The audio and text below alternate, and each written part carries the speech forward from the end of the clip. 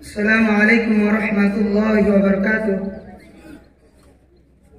Good morning for everyone. Alhamdulillahi Rabbil Alameen. Wassalatu wassalamu ala Nabi Muhammadin Sayyidil Mursaleen wa ala alihi wa sahbihi ajma'in. May praise be to Allah, the sustainer of the whole world, and peace and blessing be upon His Prophet Muhammad sallallahu alaihi wasallam, the head of all messenger, upon his family and all his companions. In this gathering, I will shed some light on the sacrifices of Indian Muslims for freeing India from the clutches of the English.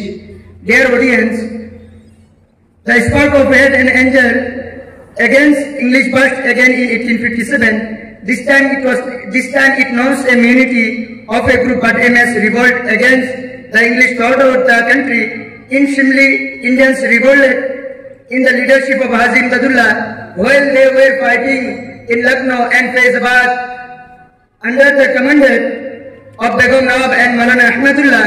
Meerut and Delhi were the centers where Indian army men were fighting for Sultan Bahadur Shah Zafar.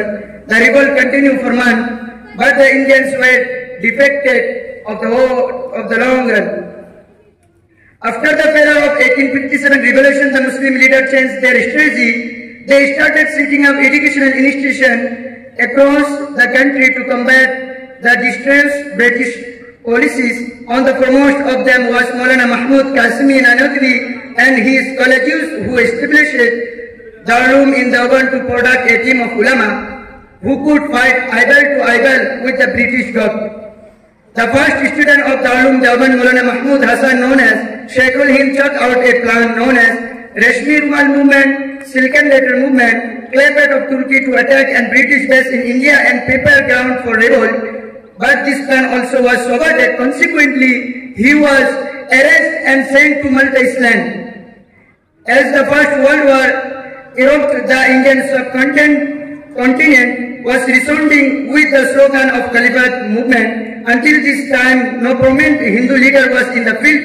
Because the World War, the global scenario changed, and India Hindus got up from their long slumber. Sheikhul Hind, when released from Malta, was supported to get down in Bombay. Gandhiji was amongst those who come to receive him. Then he Muslim leader elected Gandhiji as leader. Since Hindu were in majority, so it was necessary to win their favor to chase in the English. Maulana Abul Kalam Azad was the hero of Indian independence. Throughout his writing, and particularly historic newspaper Al-Hilal and Al-Balagh, he headed up the subcontinent with one slogan for freedom.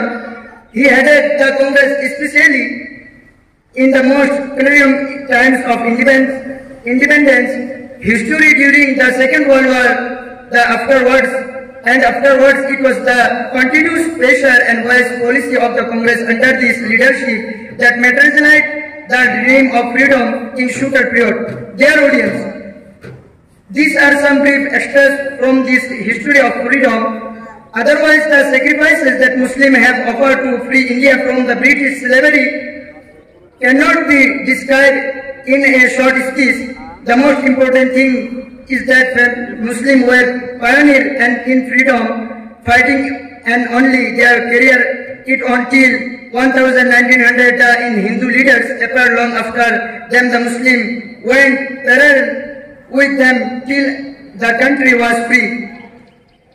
Muslim had always had high to touch of patriotism and freedom fighting.